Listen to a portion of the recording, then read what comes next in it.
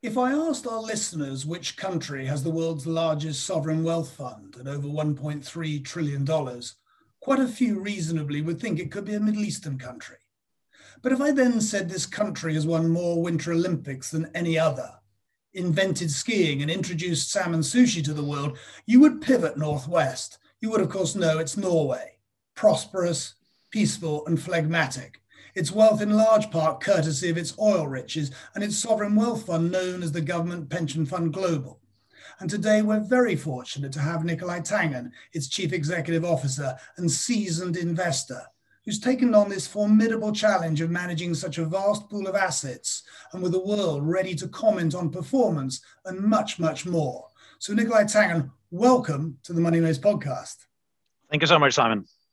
Well, you're our first Norwegian, which is terrific. I'm just intrigued because does a Norwegian child get brought up differently? Probably a bit, I think. A bit more outdoor, a bit more kind of social democratic, I think. But apart from that, the same things. And so let's talk about your very intriguing journey prior to getting into the asset management space. Let's just start with your university choices in the army. And I'm not sure of the chronology, but talk me through your choices of education. Yeah, so I went to school in Norway and then did what is called a Russian language course in the school in the armed forces. It's kind of part of the intelligence service. And we studied Russian for a year and a half. So I did that, spent some time in Moscow, started at the Norwegian School of Economics, but then transferred to Wharton, which is part of the University of Pennsylvania. And then I started to work at Cazenove, which was then an independent stockbroker, now part of JP Morgan. So, yeah. I also see that you have, along the way, acquired a degree from the Courtauld Institute, and you were at my alma mater, the London School of Economics. So how did they fit into the equation? Well, that was a bit later. So I guess we're coming to my time at Egerton, but after Egerton, I took a break from my working life and did a degree in art history at the Courtauld.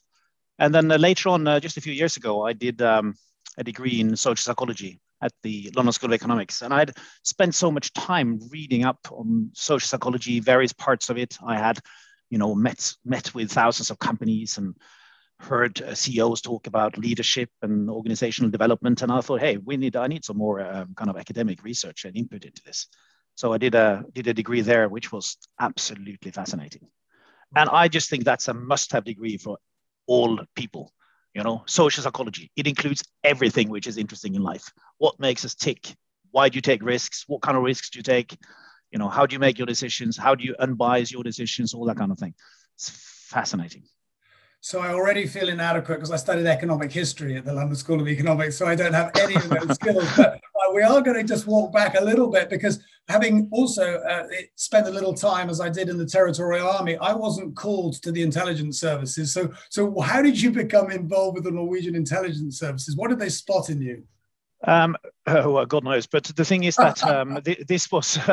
at that stage, there was a mandatory military service, and you can either, run around in the forest and shoot people, or you can learn Russian. And so it was quite competitive to get in there, but they took in 16 people every 2 years, and they gave us, a full Russian education. It's great, but very hard. Yeah. I was the second worst student, and I was nearly kicked out. But just about managed to scrape through. It's probably the toughest thing I've done. Right. Well, we might come back to Russia later on, but let's just start with the first bit of your career, because how does a Norwegian become an equity analyst at Cazenove? Well, that's a good question. I spoke to a lot of people at that stage and asked them, where does one kind of kick off? And some people said you should start in a partnership because they just look at risks a completely different way than most other companies. You can join a big bank, but it's not their money. And so they think about risk in a different way. If you join a partnership, Cazenove was then a partnership, many 100 years old. For a partnership to survive for hundreds of years, you have to think about risk in a particular way. And I think it was just an amazing grounding in doing proper work, think about risks, think about money in a very serious way. So it was an incredible start, you know.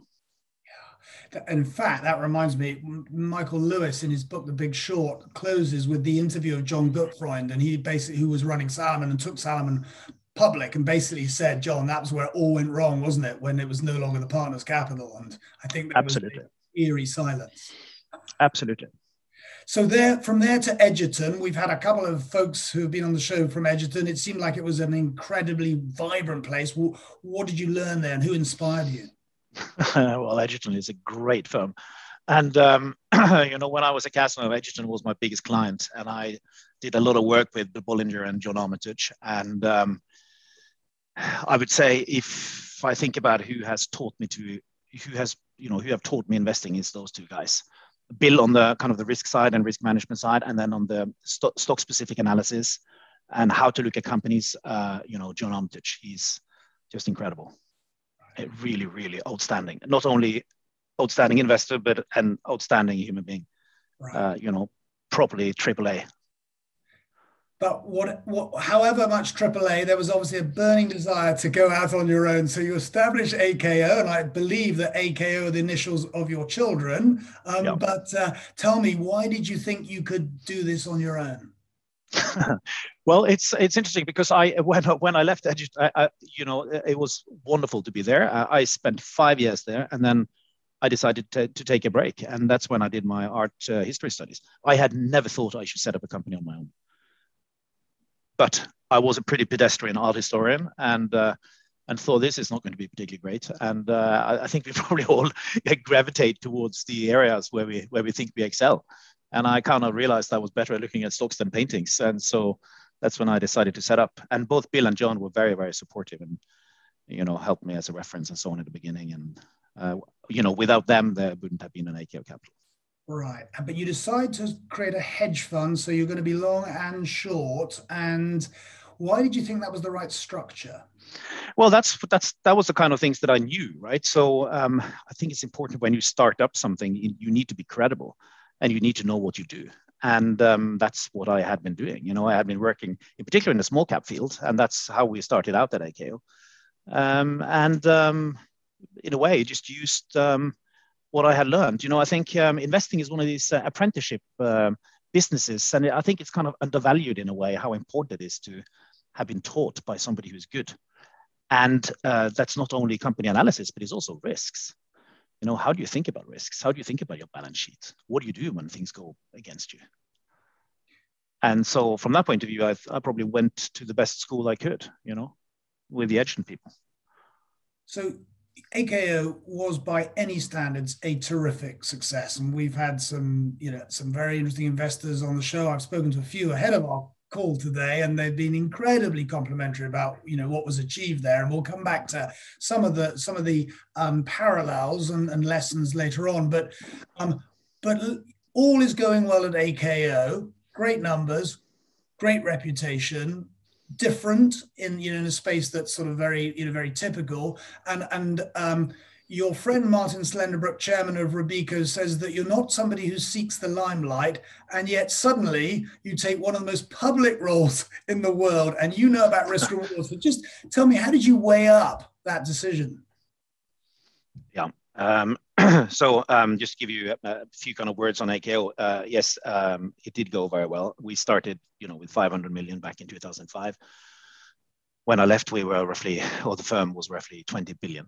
And with very strong track record. And I think what we were most proud of was the investor base, investing for many of the world leading endowments and universities. And so it was a very meaningful setup from that point of view, because we made money for the universities. And we also created the AKO Foundation in 2013, where I put part of my profit share and so on, and started with 10%, as it says in the Bible, and then took it to 20, 50, 75, and then eventually I decided to put all my whole stake into that charitable foundation. I think I'd reached a stage where, the firm was just a much bigger success than I had ever dreamt it could be. I had planned the succession pretty much from when we started the firm. And because that takes a long time, right, to make a successful succession, and very few people do it actually in this business. You need to push forward your colleagues and the next generation several years before you decide to step down, so that the investors are really comfortable with them and trust them. And then you need to build a system so that it is process oriented and that the investment process is independent of, you know, the leading character. And so that is what we did. And we launched another product as well, you know, the global fund. So it wasn't just one alpha machine. There were several kind of alpha drivers with separate short team and long team and so on. So, you know, a whole group of people playing into this. And then I kind of felt, you know what, this has just been amazing. Great track record, wonderful people there. I kind of thought it was time for them to take over the firm. I thought it needed a bit of new blood, some new inspiration. And I think it's been very, very inspiring for the team to take over the running of the firm, and they're doing a tremendous job. I mean, they are just really, really fantastic people, the guys who run AKO now, and you know they are close friends, and I'm just so proud of them. That's a very interesting story, and we might come back to your. I'm sorry. And then, so what do you do then? Well, I thought, you know what, I'll go back to university, and so I had started the application process to go back to university. It was a particular program I was really interested in. And then I met this guy who said, "Listen, you know, the job in the wealth fund, is that something you would think about?" And it just like struck me, it just hit me, just like bang. I was just completely speechless. It's just like, wow. As a Norwegian interested in asset management and organizational development, it's the dream job. It's just unbelievable. I mean, what an honor. I mean, what a responsibility to take over the running of, you know, the country's money. You know, it was just fantastic. And now I've been there for 7 months and I love it. Well, let's talk about it, because, you know, this 1.3 trillion, I mean, I think that's the size of Australia's GDP. So, I mean, it is an extraordinary pool of capital. Let's just start at the beginning. I think it was, was it Jens Stoltenberg, current Secretary General of the NATO, whose idea or genesis it was. Tell me a little bit about the history and how it came into place. Yeah, so it's one of the great success stories of this country, right? We struck the oil in '69, the day before Christmas Eve. On the last attempt, bang, found the oil. Then very clever politicians and bureaucrats thought deeply about it and thought, how do we do this? Well, we're going to avoid what happened in Holland, where they, you know, spent the money domestically and drove inflation and crowded out industries and so on. We'll basically put the money from the shelf into a financial fund. And that's what they did. So now the amount of money in the fund is twice as big as, the amount is twice as big as the remaining oil we have on the shelf. And in a way, you can argue that we found oil twice, because if you look at the 11,000 trillion Norwegian kroner we have in the fund, the oil basically accounted for 3 of those, and 6 of those are returns. And the rest is a change in the Norwegian currency. But, you know, we have twice as much return now as the money which we put in. So and the value of the fund now is equivalent to just under, roughly 200,000 pounds per Norwegian.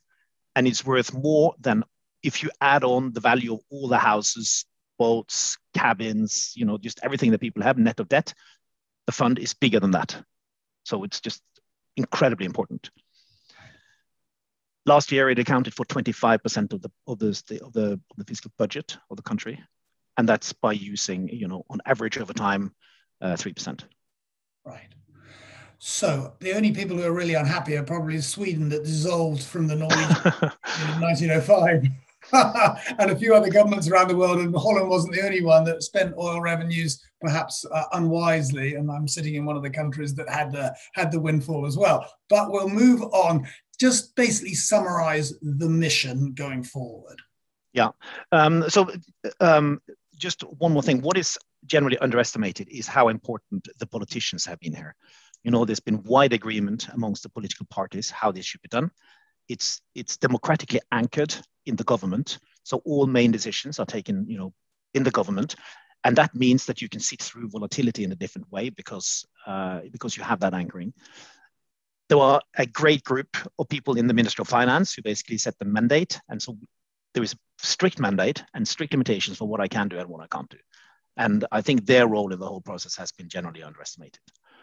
Mission of the fund: safeguard the wealth for future generations. So it's a generational fund, but it's also a reserve fund. And so, for instance, last year when we had the COVID situation, I mean, I guess we still have, it has enabled the country to put in place measures which many other places can't do.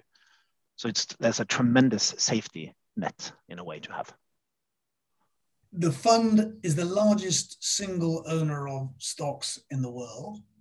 That presents great opportunity, but to a certain extent, it might also make you something of a prisoner. And we'll talk a little bit about that. But I know you've released your view and your strategy going forward. And I'd just like to uncover that a bit, because what I was intrigued with is you said, what we want to do is make sure we use risk in a slightly more productive way. Yes. So you're right. It's a big fund. We own 1.4% of all listed companies in the world. In Europe, we own 2.6%. So a very big owner. We are running the fund close to the index. Okay, it's an index near fund, and we have specific risk budget from the ministry, i.e., how much tracking error can we have on our investments, and we are not using the whole tracking error. But some of the risk has been accounted for by various kind of macro positionings, and those are the ones we want to do less of, and we want to do more kind of stock-specific analysis and stock-specific investing, partly through negative selection. So, for instance, last year, I mean, you remember the Wirecard situation in Germany. We were out of that because of some very clever footwork from my colleagues. And we saved, 1.4 billion Norwegian kroner by not owning that stock. And so that's the type of risks that I think we can take forward through, more negative selection. We also have negative selection through various ESG criteria. And so we have published a set of expectation documents, which we lays out how we expect companies to behave. And they are kind of very much tied into UN's sustainability goals. But we operationalize all the documents and kind of put numbers on, various climate measures, tax transparency, the use of water resources, and so on. And we run all of our companies through this, and then we sell out our companies which don't live up to our expectations. We divested some 300 companies this way, and that has actually also improved our performance a bit. So I think we can do more of these kind of things going forward, and that's what I mean by using risk in a slightly different way. So let's pause on that. We've had some very different views on the Money Mates podcast from Anne Richards, the head of Fidelity, and even Sarah Gordon, who is the CEO of the Impact Investing Institute, which is it's all well and good in pursuit of valid ESG goals to divest, but you might even then end up selling your shareholding to a passive fund as opposed to being a shareholder in BP and helping them with that journey. So how do you think about that, staying on board and helping that transition take place versus just simply divesting? Yeah.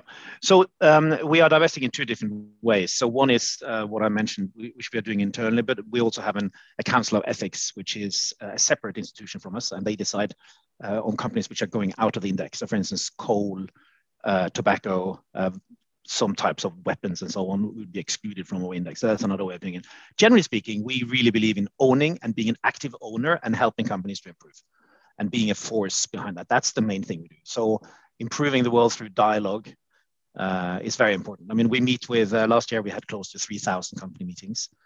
And we have, 14 people in the ownership division, which kind of works with the analysts and so on and integrate that into the company dialogue we have. So very, very important. And that is why active ownership is important, because active ownership and active investing it goes hand in hand. You need to be an active owner in order to have that kind of dialogue.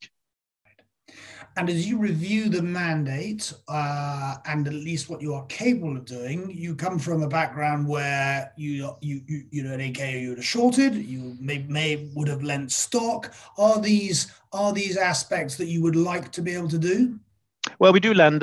We are a big stock lender, and that's been an important contribution to our returns over the years. So we still do that. I mean, we don't short straight out. We are not net shorts, but we can be underweight positions, and so that is kind of shorting in the oil fund world. It's not owning something is, practically for us being short. Right. Which then brings me to private assets. I don't think, historically it's been an area that the wealth fund has been in. You've talked about valuations being elevated, and we might come back to what that exactly means and dispersion around that. But private assets, how are you considering their place from hedge funds with low beta to forestry with recurring yields? Yeah. So we do not. There are some private things we do. We do real estate on the kind of the unlisted side. We don't do private equity, and the reason there is mainly that the politicians are averse to paying the kind of fees, and ditto hedge funds. But we do use external mandates when it comes to our emerging market exposure. So pretty much. Most of the exposures we have in EM is taken care of by these external managers, and they have done really, really well for us, and they are an important contributor to the returns. And we have a group of people who select these managers who, tremendous knowledge and processes, and doing really well. So it's an important part of what we do. Okay, but would you expect, and I think you've hired or you have a chief real assets officer, don't you? Yeah. So I guess that how might this change over the next half a decade? We have now been, in the mandate now is also to make investments within unlisted infrastructure, so renewable infrastructure. And we made our first deal 2 weeks ago, actually, in Holland, where we bought the second largest windmill farm in the world.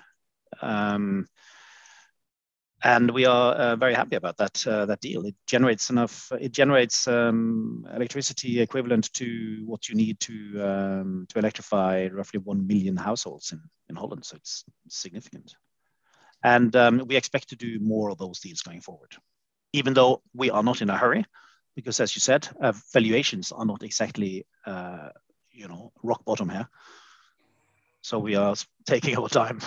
Well, you have the benefit of time, but I just want to come back to, it was your comment, I think, that there are no cheap sales out there in stocks. But that, my question, I suppose, is the US, by historic standards and most measures, is expensive. The UK, on the other hand, whilst very small, is historically very cheap. I think we quoted the other day Graham Secker, Morgan Stanley's analyst, talking about it being at a 40-year relative low.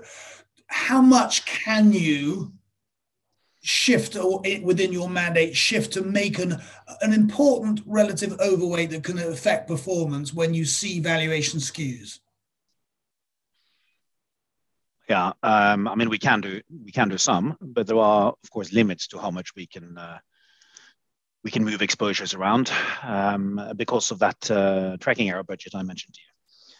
We have there is a rebalancing mechanism in the fund, so that if the proportion of stocks go above a certain level, we rebalance that and move into bonds and vice versa. So there is some rebalancing there. So when we have these sell-offs like we had during the financial crisis and also spring of last year, we are typically buyers in those situations.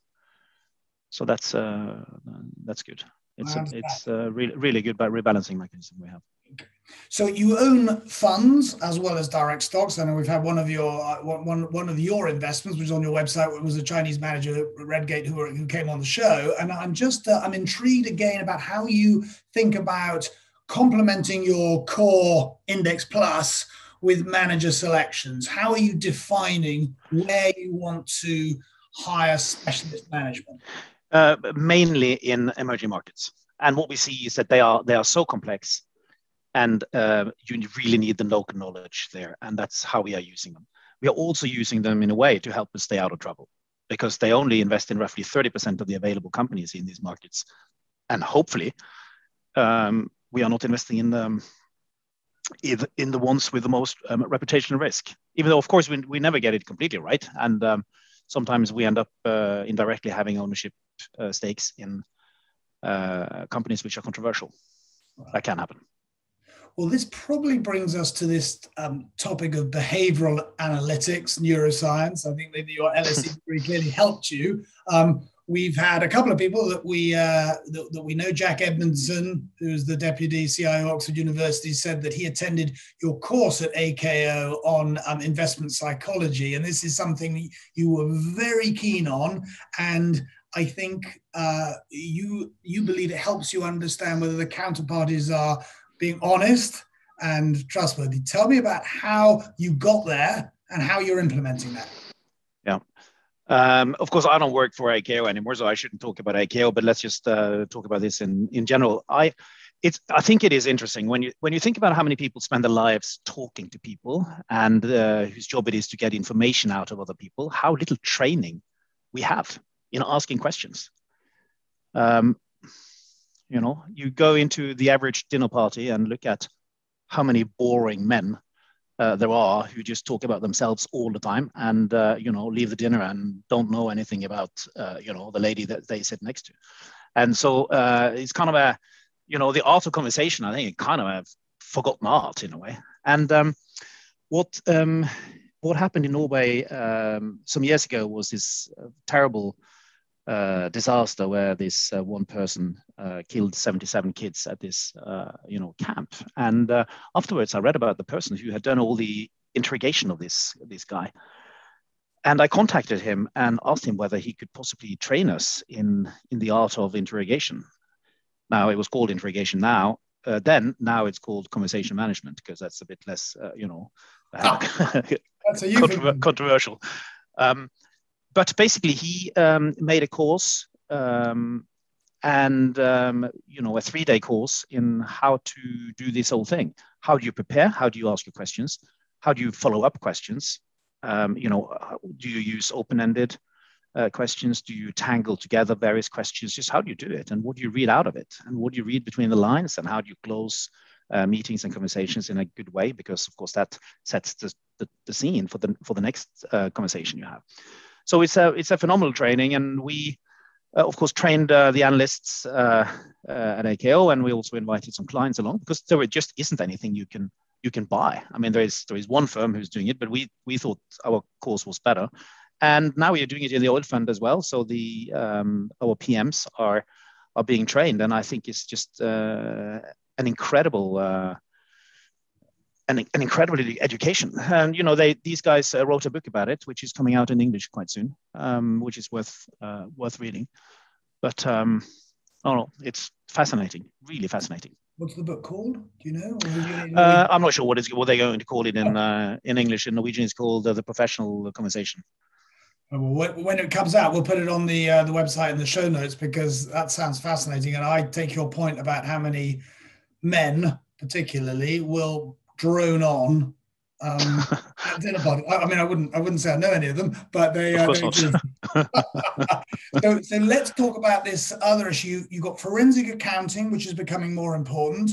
I think you're also doing linguistic analytics. So what does that mean? Well, that's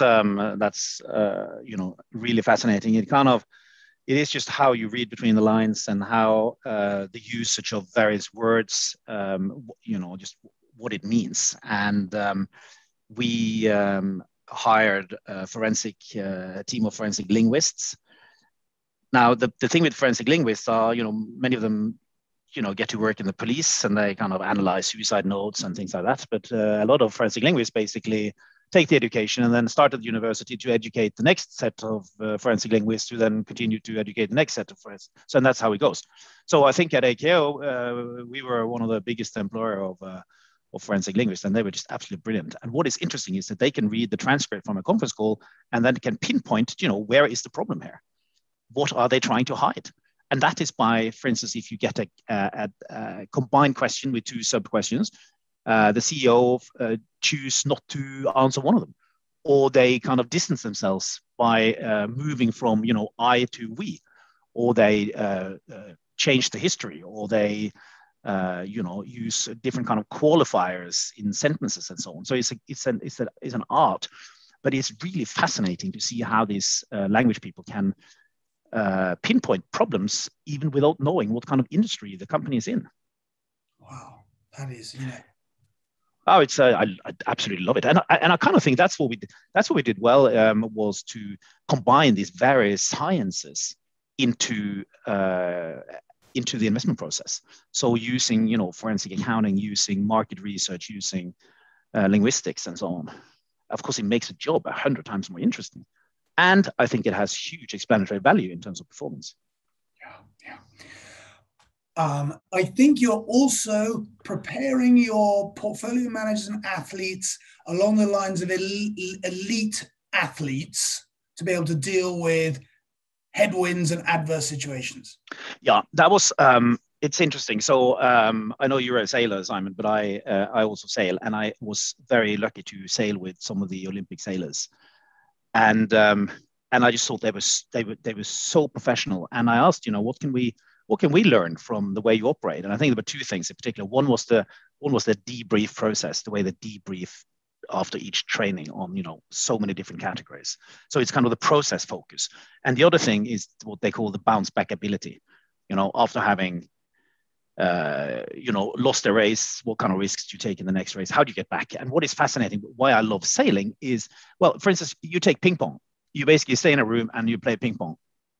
No externalities, there is no wind, there is no nothing. It's just you and a ping pong ball, right? While sailing is very, very different. You can be in the lead, the wind changes direction, and you are lost. How do you cope with that? What do you do in your next race? Well, you take the same amount of risk, okay? The same strategy. Now, what is that like in investing? Now, Simon, you lose a fortune in July. How is that influencing the way you take risk in August? I bet it does. Should it? No. Does it? Yes.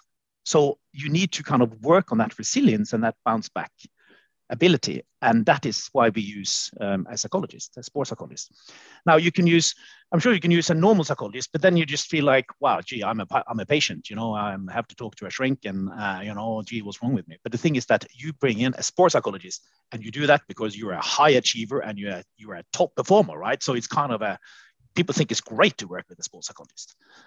It's helped me tremendously in terms of developing my resilience and the focus on process and so on. And that's why we brought one in now from the what is called Olympiatoppen. It's kind of the combined effort within the Olympic the various sports have this kind of Olympic cooperation. And we brought in the top psychologist from that entity to work with our team here. It's tremendous.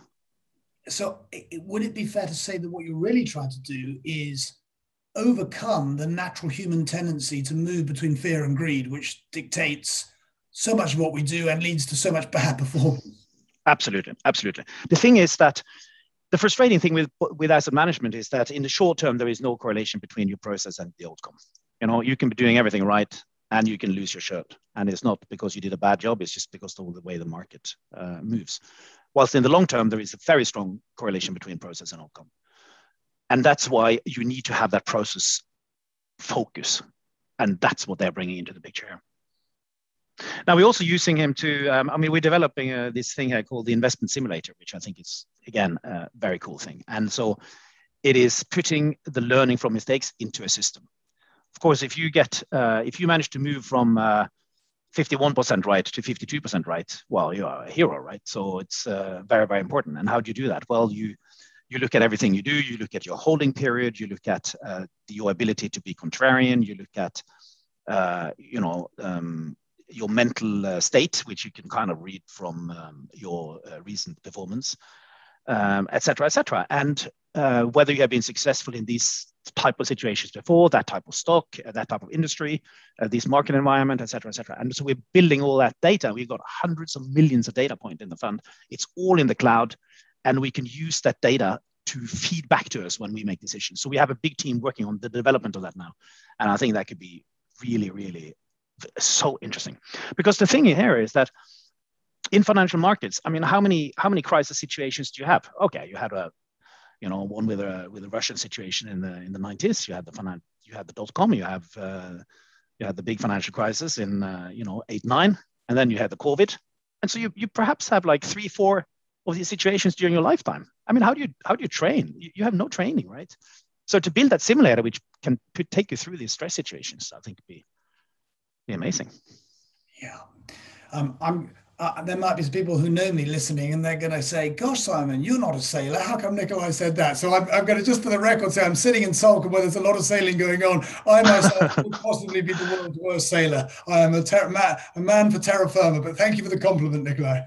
Well, I also call myself a skier, and it's the same thing probably. So I'm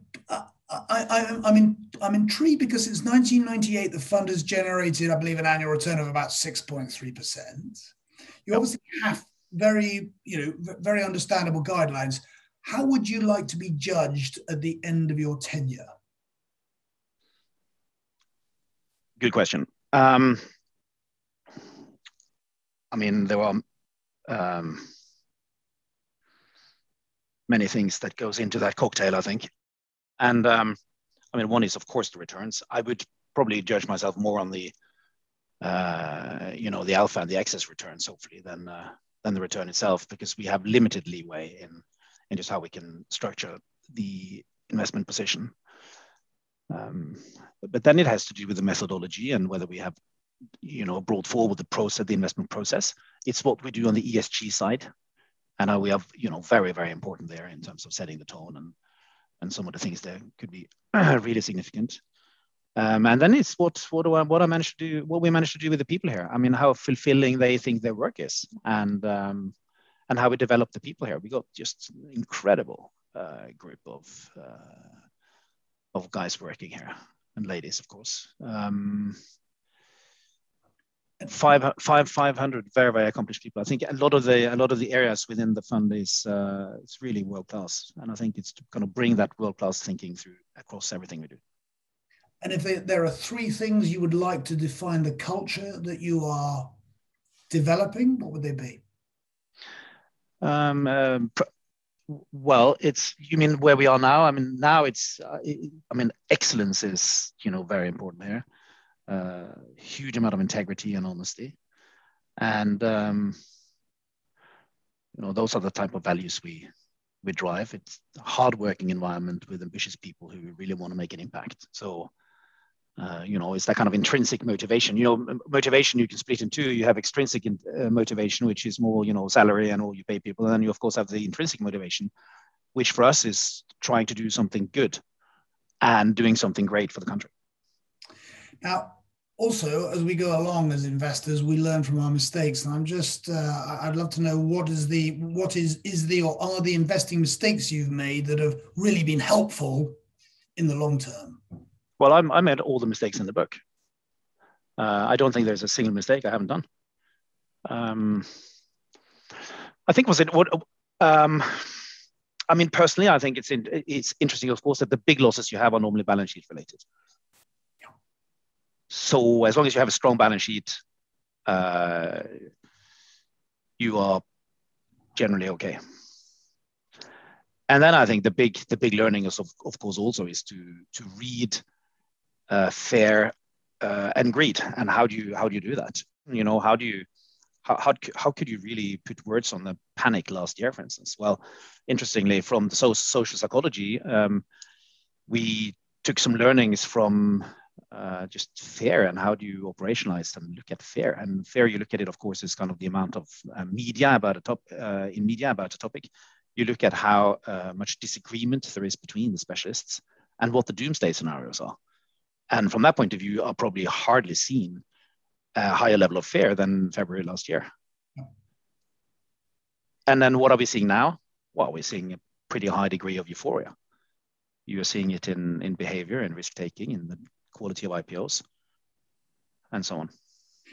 So this balance sheet risk is, I think, spot on. Debt is what gets companies into trouble, and you can only look at the high yield index to see how low it is and how easy it is for companies with very questionable, finances being able to raise, large amounts of money despite suspect business models. How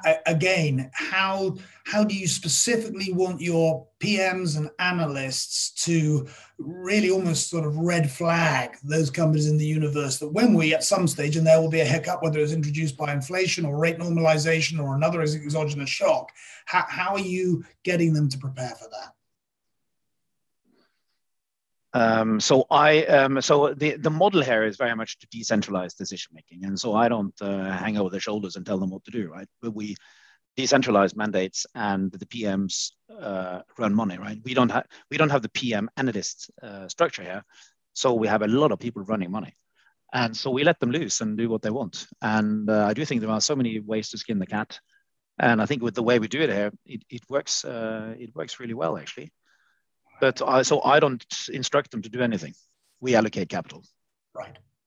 And what are your biggest gripes? Maybe that's the wrong word, but your biggest criticisms about the investing industry generally? No, I should be very careful here. That's maybe why I asked. It is a relatively short-term oriented business, right? I think there are not enough people who think properly about compounding and who have the patience. And I've been thinking a lot about time. How do you install that thinking, or that long-term thinking, the compounding mentality, when you are young, straight out of school, and you want to make a killing every day? I mean, how do you get that thinking in?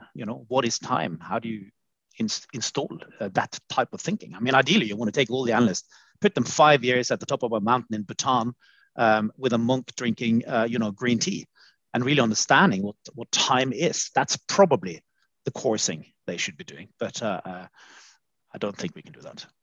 Well, I get the time, but I also get maybe the value of history. And most people invested today weren't around in the 1970s. They don't know what it's like to live in an inflationary environment. There may or may not be a resurgence of inflation coming. It's been my perspective that it is, and it's going to surprise people on the upside. And I know you're trying to move away from sort of that top down and increasingly make sure that your bottom up process is, as rigid and thorough as it can be.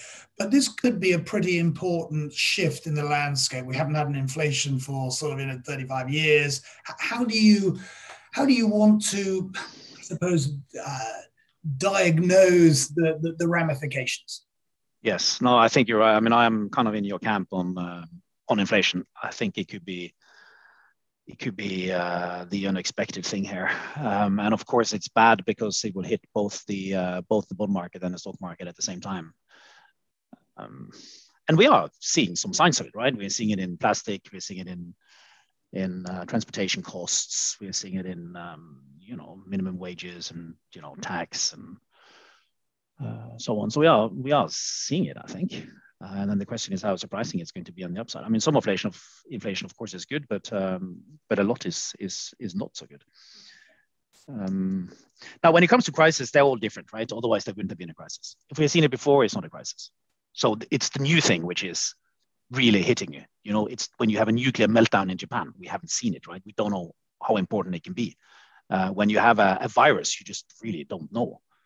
It's completely new. The financial crisis is completely new. So crisis is always new. Otherwise, it's not a problem.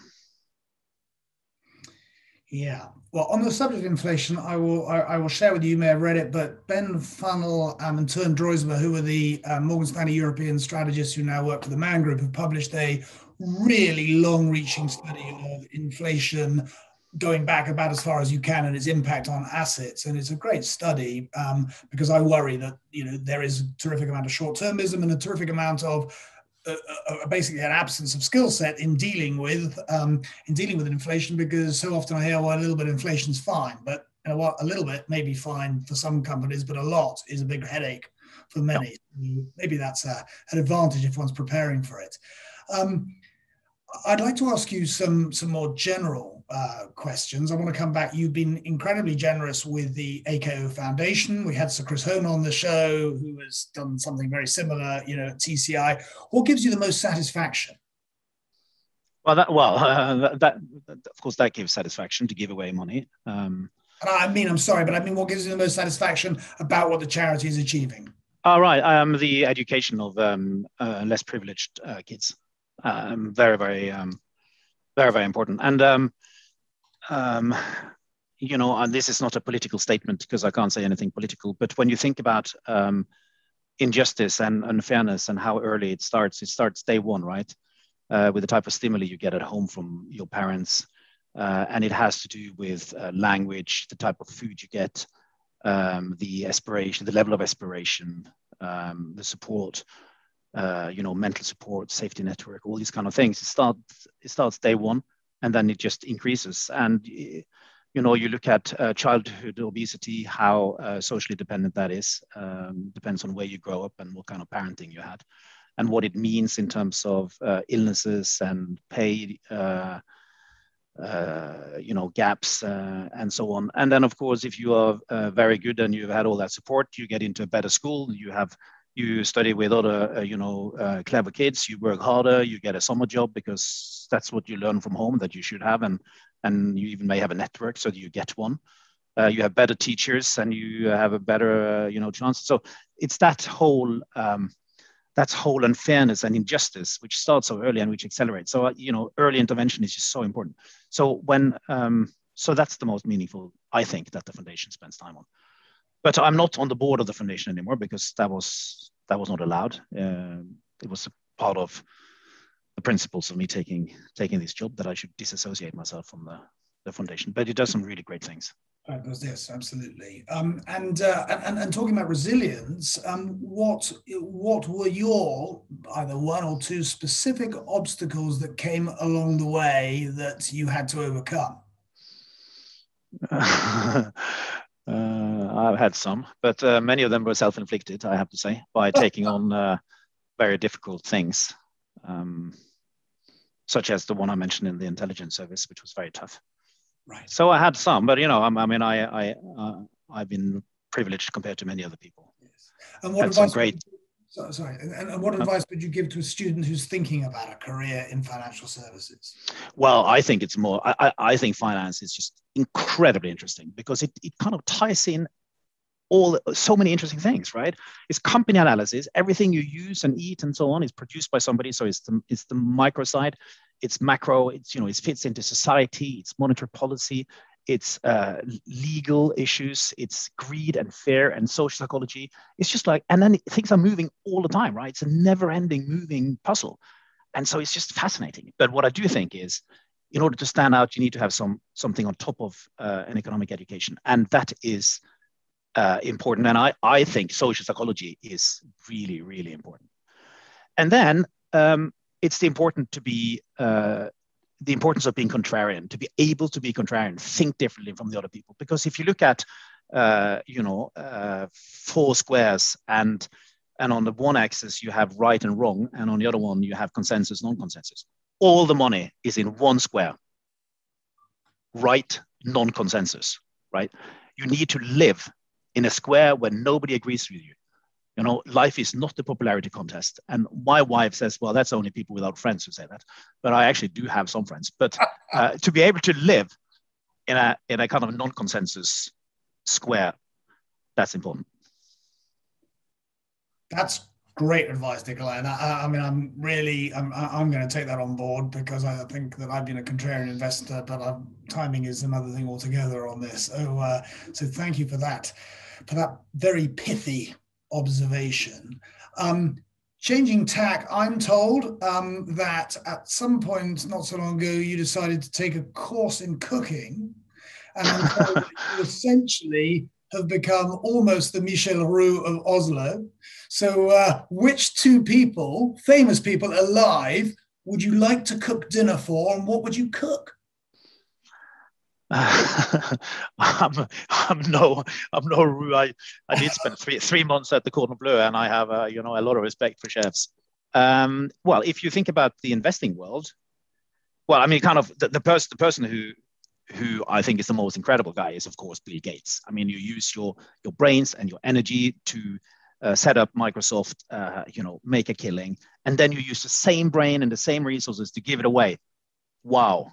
Unbelievable. And you read his reports and you see how systematically he's gone about doing the various things, how he has eradicated, various illnesses, and how structured and systematic and clever his structures are. Hat off for that. If you look at the investors, well, of course, my previous colleagues were fantastic, John and Bill, but I think Jeremy Grantham is really fascinating. He's also, of course, very environmentally and socially conscious. And I think Stan Druckenmiller is an incredible investor.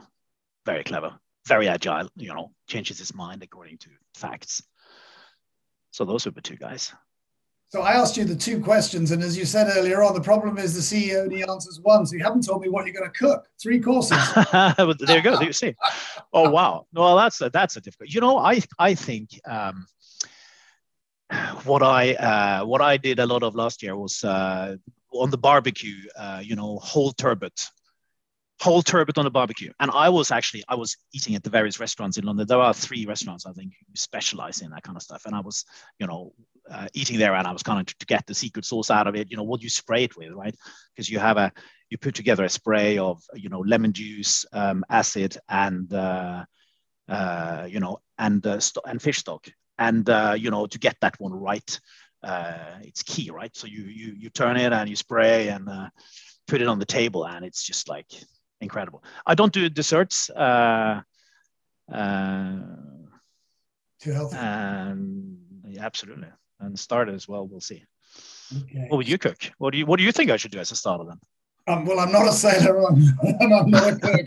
So it might be. But I am sitting here in Salcombe, and they drop off the lobsters at the quay, and they're actually pretty good value. And I like to make a lobster spaghetti with, my own tomato sauce with onions and mushrooms and lots of garlic and some wine. Fantastic. And actually, that is good. I probably would be slightly less portion than you. I probably make a crab, tagliatelle, some chili and lemon juice. Fantastic. I'm going to have no friends at the end of this podcast because they are now absolutely sure that I'm a fraud. But I'm going to ask you one final question. And this made me stop and I had to reread it. And you say, if you're looking for something interesting to read during the holidays, I recommend Susan Cain's The Power of Introverts. And you said, if we could unleash this power, even greater things could happen. Yes. Yes, I do think so. I think introverts it's underestimated how important they are and the type of power they have. And generally we put kind of extroverts, we move the extroverts up in the organization because they talk and they're more visible and so on. But you just need to be really, really conscious about it. But I mean, if you want to read some other things, I think you should read Adam Grant's Think Again, where the key thing there is what he calls to be confidently humble. And I think that's important. You want to be confident in what you know, but you always want to be in a learning mode and be aware of all the kind of things that you don't know. Yeah. Well, Nicolai, you have an immense responsibility running this, vast pool of capital and a nation's expectations, looking towards you. So the very best of luck with that. I would say that they are very fortunate to have somebody who thinks so seriously about non-conventional aspects of the investment management industry, as well as the obvious conventional aspects. And actually, I've been taking notes as this podcast has gone along. And apart from cooking and book recommendations, and I am going to be very careful at the next dinner party that I ask a lot of questions to my neighbours for fear of falling foul of what you quite rightly observe. And social psychology, I just hadn't really thought or processed that. And its importance beyond investing, but its importance in the investing world, I think is, it's definitely been underestimated by more than me. And so that's really great advice. So my very best of luck with your job and with the future of the fund. And maybe we'll have a catch up in a year's time or so. Absolutely. Thank you so much. It's great talking to you.